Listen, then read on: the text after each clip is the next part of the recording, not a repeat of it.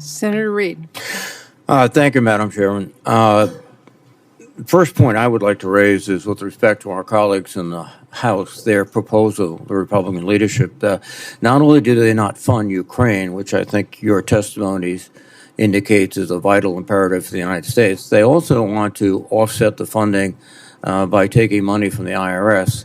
Obviously, I don't think they read the Wall Street Journal, because just a few days ago, the Wall Street Journal reported that in 2021, the Americans failed to pay $688 billion in taxes. So if we don't invest in the IRS, we are giving up billions and billions of dollars.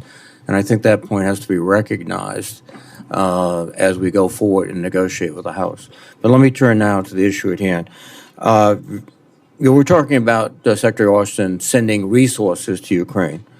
You are now the civilian Secretary of Defense, but you were a distinguished Army officer and commander of CENTCOM.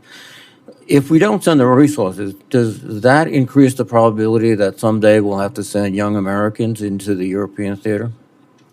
Absolutely, Senator Reid. I think, as we said earlier, if Putin is successful, he will not stop at Ukraine. And if you're a Baltic state, you're thinking, I'm next. And there's no question in my mind that sooner or later there will be. He will challenge NATO, and we'll find ourselves in a shooting match.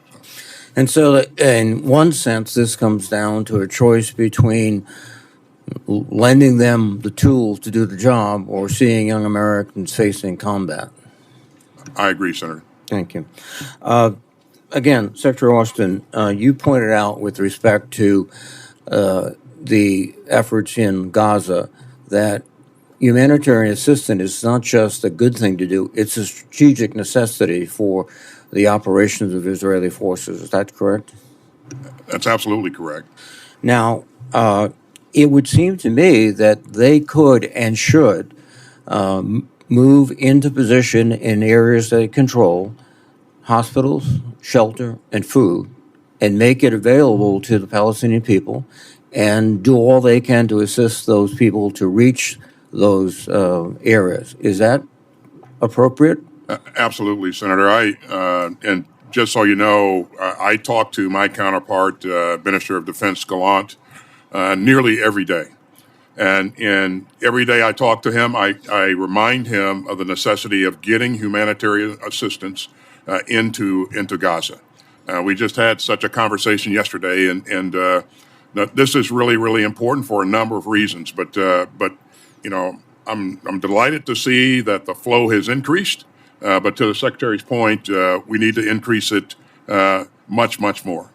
I think not only do we need to increase it, but also in terms of the strategy of the perception of the world with respect to Israel, is that they have to make it clear that their foe is Hamas, not the Palestinian people, and that they will go indeed out of their way to try to protect the Palestinian people.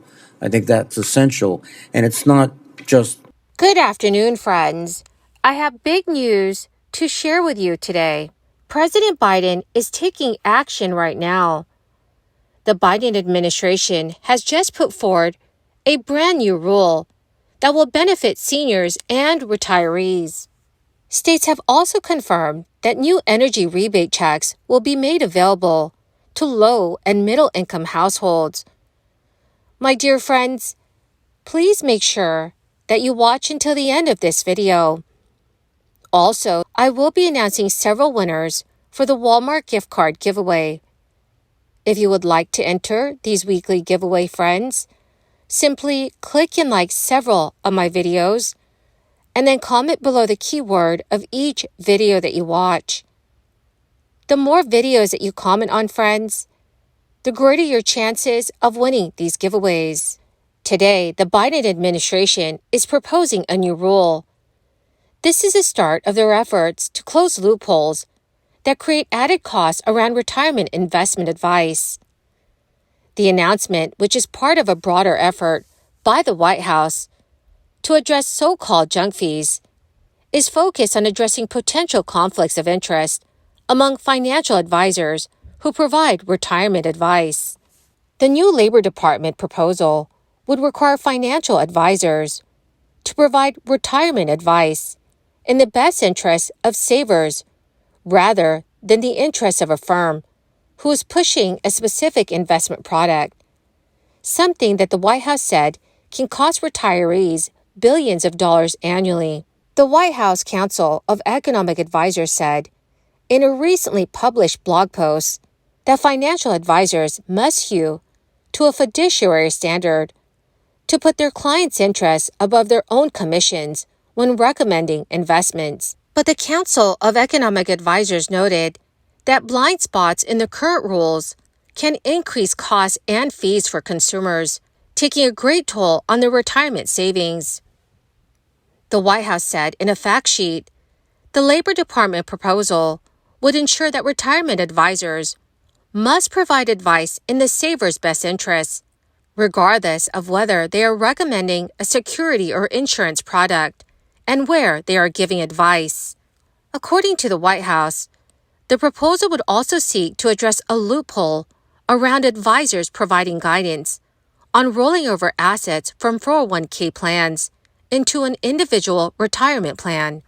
This announcement is the latest effort by the Biden administration to address what they describe as junk fees, which create additional, sometimes unseen costs for Americans. And as part of that effort, the administration has previously announced actions to eliminate banking fees and hidden charges on cable bills, airline tickets, and hotel bookings. The Inflation Reduction Act, which was signed into law by President Biden 1 year ago, created 2 energy efficiency rebate programs that could pay some or even all of the costs of buying Energy Star-rated appliances, adding insulation or otherwise making your home more efficient.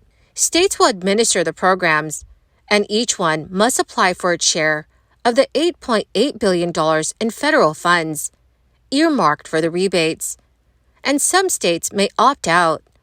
The state's application window opened this summer when the Department of Energy issued the program's guidelines and will close on January 31st, 2025.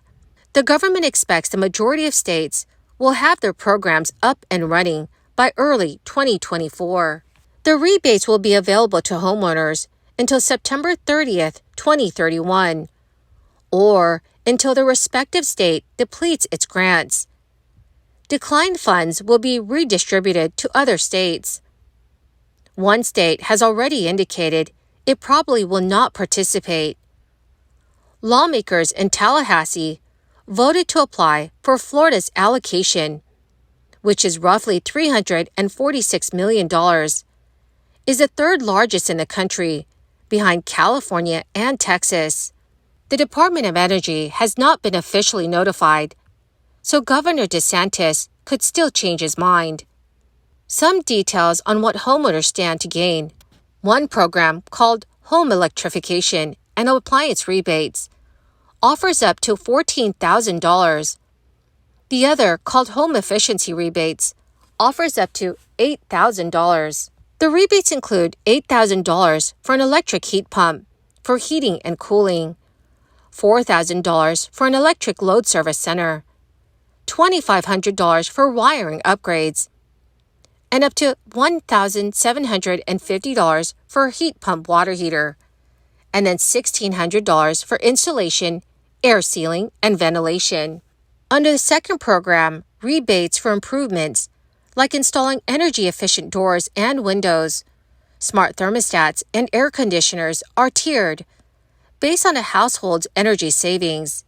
For example, low-income homeowners can get back up to $8,000 towards the cost of their projects if they cut energy usage by 35%.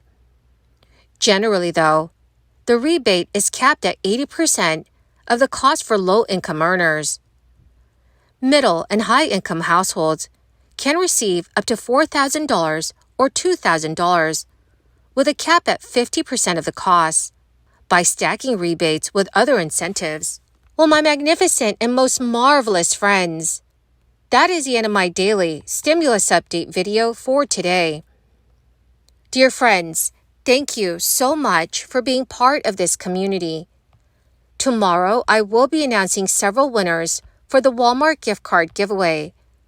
If you would like to enter these weekly giveaway, friends, all you have to do is click and like several of my videos, and then comment below the keyword of each video that you watch. The more videos that you comment on, dearest friends, the greater your chances of winning the giveaways. Thank you and have a wonderful and very blessed day.